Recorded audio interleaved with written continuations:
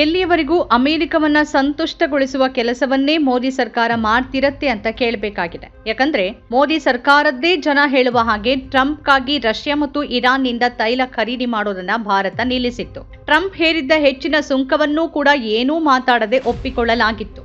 ಅಮೆರಿಕಕ್ಕಾಗಿ ನಾವು ಏನ್ ಬೇಕೋ ಎಲ್ಲವನ್ನೂ ಮಾಡಿದ್ದೇವೆ ಅಂತ ಬಿಜೆಪಿ ನಾಯಕ ರಾಮ್ ಮಾಧವ್ ಇತ್ತೀಚೆಗೆ ಹೇಳಿದ್ರು. We agreed to stop buying oil from Iran. We agreed to stop buying oil from Russia, facing so much criticism from our Indian opposition.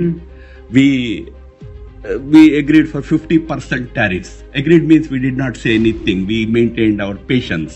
50% tariffs we agreed. Today, in the new trade deal also, we agreed for 18% tariffs, higher than what it used to be. Average tariff. So, where is India lagging behind in that? What are those issues that where India is not doing enough? ಹಾಗಾದ್ರೆ ಈಗ ಅದೇ ಕಾರಣಕ್ಕೆ ಮತ್ತೂ ಒಂದು ಹಿತಾಸಕ್ತಿಯನ್ನ ಬಲಿ ಕೊಡಲಾಗ್ತಿದೆ ಅಂತಂದ್ರೆ ಅದು Chabahar ಬಂದರು. ಅಮೆರಿಕದ ಮುಂದೆ ಮಣಿದಿರುವ ಭಾರತ ಚಾಬಹಾರ್ ಬಂದರಿನ ನಿರ್ವಹಣೆಯಿಂದ ಹಿಂದೆ ಸರಿದಿದೆ. ಇದರೊಂದಿಗೆ ಭಾರತ ತನ್ನ ಅತ್ಯಂತ ಮಹತ್ವಾಕಾಂಕ್ಷೆಯ ಚಾಬಹಾರ್ ಬಂದರನ್ನ ಕಳೆದುಕೊಳ್ಳುವಂತೆ ಕಾಣ್ತಿದೆ. ದೊಡ್ಡ ಮಟ್ಟದ ಹೂಡಿಕೆ ಮತ್ತು ಕಾರ್ಯತಂತ್ರದ ಹಿತಾಸಕ್ತಿಗಳ ಹೊರತಾಗಿಯೂ ಅದನ್ನ ಕಳೆದುಕೊಳ್ಳೋದು ಭೌಗೋಳಿಕ ರಾಜಕೀಯದಲ್ಲಿ ಭಾರತಕ್ಕೆ ದೊಡ್ಡ ನಷ್ಟ. ಇರಾನ್ ಯುದ್ಧದಿಂದಾಗಿ ಪರಿಸ್ಥಿತಿ ಈ ಮಟ್ಟಿಗೆ ಹದಗೆಡ್ತು ಅಂತ ಹೇಳುವಾಗಲೂ ಭಾರತ ನಿಜವಾಗಿಯೂ ಬಯಸಿದ್ರೆ ಚಾಬಹಾರ್ನಲ್ಲಿ ತನ್ನ ನಿಯಂತ್ರಣ ಮತ್ತು ಹೂಡಿಕೆ ಉಳಿಸಿಕೊಳ್ಳುವ ಹೆಚ್ಚಿನ ಯತ್ನ ಮಾಡಬಹುದಿತ್ತು ಅನ್ನೋ ಅಭಿಪ್ರಾಯವಿದೆ. ಅಮೆರಿಕದ ನಿರ್ಬಂಧಗಳ ಹೊರತಾಗಿಯೂ ಭಾರತ ಚಾಬಹಾರ್ ಮೇಲೆ ತನ್ನ ಹಿಡಿತ ಉಳಿಸಿಕೊಳ್ಳೋಕೆ ಸಾಧ್ಯ ಅನ್ನೋದು ಈಗಿನ ಪ್ರಶ್ನೆ. ಅಮೆರಿಕದ ಒತ್ತಡಕ್ಕೆ ಮಣಿದು ಭಾರತ ಇರಾನ್ನ ಚಾಬಹಾರ್ ಬಂದರಿನ ಮೇಲೆ ತನ್ನ ಹಿಡಿತವನ್ನ ಹೇಗೆ ಸದ್ದಿಲ್ಲದೆ ಬಿಟ್ಟುಕೊಟ್ಟಿದೆ ಅನ್ನೋದು ಸ್ಪಷ್ಟವಾಗಿ ಗೋಚರವಾಗ್ತಿದೆ. ಮೊನ್ನೆ ಏಪ್ರಿಲ್ 26ರಂದು ಅಮೆರಿಕ ಚಾಬಹಾರ್ ಬಂದರಿಗೆ ನೀಡಿದ್ದ ತನ್ನ ಷರತ್ತುಬದ್ಧ ವಿನಾಯಿತಿ ಗಡುವು ಮುಗಿತಾ ಇದ್ದಂತೆ ಭಾರತ ಅದನ್ನ ಬಿಟ್ಕೊಟ್ಟಿದೆ.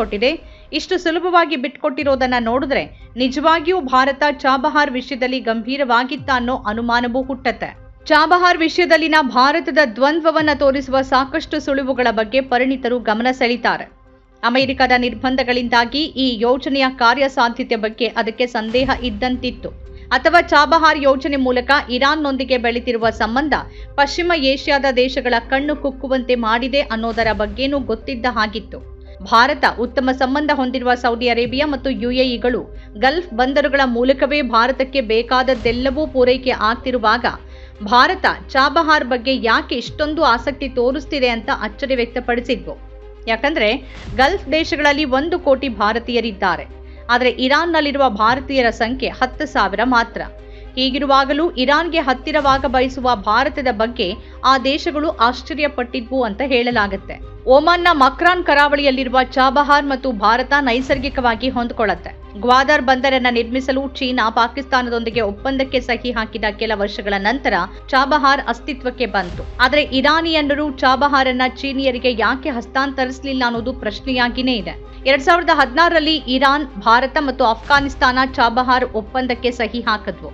ಚಾಬಹಾರ್ನ ಶಾಹಿದ್ ಬೆಹೆಶ್ತಿ ಟರ್ಮಿನಲ್ ಅನ್ನ ನಿರ್ವಹಿಸಲು ಭಾರತಕ್ಕೆ ನೀಡಲಾಗಿತ್ತು. ದಿ ಕ್ವಿಂಟ್ನಲ್ಲಿ ಪತ್ರಕರ್ತ ಸಂಜಯ್ ಕಪೂರ್ ವಿವರಿಸಿರುವ ಹಾಗೆ ಅಮೆರಿಕ ಅದರ ಮೇಲಿನ ನಿರ್ಬಂಧಗಳನ್ನು ತೆಗೆದುಹಾಕಿದ ನಂತರವೂ ಸಂಪನ್ಮೂಲಗಳನ್ನು ಸಾಗಿಸೋದು ಕಷ್ಟಕರವಾಗಿತ್ತು. ಅನೇಕ ಸಂದರ್ಭಗಳಲ್ಲಿ ಭಾರತ ತನ್ನ ಬದ್ಧತೆಗಳನ್ನು ಪೂರೈಸಲು ಅಮೂಲ್ಯವಾದ ವಿದೇಶಿ ವಿನಿಮಯವನ್ನು ಸಾಗಿಸಲು ರಷ್ಯನ್ನರ ಸಹಾಯ ಪಡಿಬೇಕಾಯಿತು. ಭಾರತ ಚಾಬಹಾರ್ನಲ್ಲಿ ಉತ್ತಮ ಪಾಲುದಾರ ಅಲ್ಲ ಅಂತ ಇರಾನ್ ಆಗಾಗ ದೂರೋದು ನಡೆದಿತ್ತು. ಆದರೆ ಭಾರತೀಯ ಕಂಪನಿಯಾದ ಇಂಡಿಯಾ ಪೋರ್ಟ್ ಗ್ಲೋಬಲ್ ಲಿಮಿಟೆಡ್ ಜೊತೆ ನವೀಕರಣಕ್ಕೆ ಬಂದ ನಂತರವೂ ಒಪ್ಪಂದವನ್ನು ರದ್ದುಗೊಳಿಸಿರಲಿಲ್ಲ.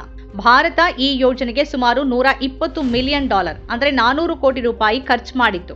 ಯೋಜಿಸಿದಂತೆ ಭಾರತೀಯ ಕಂಪನಿ ತನ್ನ ಗುರಿಗಳನ್ನ ತಲುಪದೆ ಇದ್ರೂ ಅದು ಲಾಭವನ್ನ ಗಳಿಸಿದ್ಯಾ ಅಥವಾ ಇಲ್ವಾ ಅನ್ನೋದನ್ನು ಕೂಡ ಬಹಿರಂಗಪಡಿಸಿಲ್ಲ ಎನ್ನಲಾಗಿದೆ. 2024ರಿಂದ 2025ರವರೆಗೆ ಸರಕು ಸಾಗಾಣೆಯಲ್ಲಿ ಹಠಾತ್ ಏರಿಕೆ ಕಂಡು ಬಂದರೂ ಇರಾನಿನ ಘಟಕಗಳ ಮೇಲೆ ನಿರ್ಬಂಧ ವಿಧಿಸುವ ಕುರಿತು ಅಮೆರಿಕದ ಸಲಹೆಯನ್ನ ಭಾರತ ಸರ್ಕಾರ ಗಮನಿಸಿತು. ಭಾರತ ನಿರ್ಬಂಧಗಳನ್ನ ತೆಗೆದುಹಾಕುವಂತೆ ತೀವ್ರವಾಗಿ ಪ್ರಯತ್ನಿಸಿದೆ ಅಂತ ಹೇಳಲಾಗುತ್ತೆ. ಅದಕ್ಕೇನೂ ಪುರಾವೆಗಳಿಲ್ಲವಾದ್ರೂ ಅಮೆರಿಕ ಮಾತ್ರ ತನ್ನ ಪಟ್ಟು ಬಿಟ್ಟಿಲ್ಲ ಅನ್ನೋದು ನಿಜ. ಅಮೆರಿಕದ ಒತ್ತಡಕ್ಕೆ ಭಾರತ ಸದ್ದಿಲ್ಲದೆ ಶರಣಾಗಿದೆ ಅಂತ ವಿರೋಧ ಪಕ್ಷಗಳು ಟೀಕಿಸಿವೆ. ಆದರೆ ವಿದೇಶಾಂಗ ಸಚಿವಾಲಯ ಭಾರತ ಇನ್ನೂ ಚಾಬಹಾರನ್ನ ಮರಳಿ ಪಡೆಯೋಕೆ ಪ್ರಯತ್ನಿಸ್ತಿದೆ ಅಂತ ಹೇಳ್ಕೊಂಡಿದೆ. ನಮ್ಮ ಕಾರ್ಯಕ್ರಮಗಳನ್ನ ನೀವು ನೋಡ್ತಾ ಇದ್ರೆ ನಮ್ಮ ಚಾನೆಲ್ ಅನ್ನ ಸಬ್ಸ್ಕ್ರೈಬ್ ಮಾಡಿ, ಪಕ್ಕದ ಬೆಲ್ ಐಕಾನ್ ಒತ್ತಿ ನಮ್ಮನ್ನ ಬೆಂಬಲಿಸಿ. ಹಾಗೆ ನಮ್ಮ ಕಾರ್ಯಕ್ರಮಗಳನ್ನ ಲೈಕ್ ಮಾಡಿ, ಕಮೆಂಟ್ ಮಾಡಿ, ಅದನ್ನ ಬೇರೆಯವರಿಗೂ ವಾಟ್ಸ್ಆಪ್ ಮೂಲಕ ಶೇರ್ ಮಾಡಿ. ನೀವು ಹೀಗೆ ಮಾಡಿದಾಗ ನಮ್ಮ ಚಾನೆಲ್ ಮತ್ತಷ್ಟು ಜನರಿಗೆ ತಲುಪಲು ನೀವು ನಮ್ಮೊಂದಿಗೆ ಸಹಕರಿಸಿದ ಹಾಗಾಗುತ್ತೆ. ಇದು ನೀವು ಯಾವುದೇ ಖರ್ಚಿಲ್ಲದೆ ಕೆಲವೇ ಸೆಕೆಂಡುಗಳಲ್ಲಿ ನೀಡಬಹುದಾದ ಸಹಕಾರ. ಧನ್ಯವಾದಗಳು.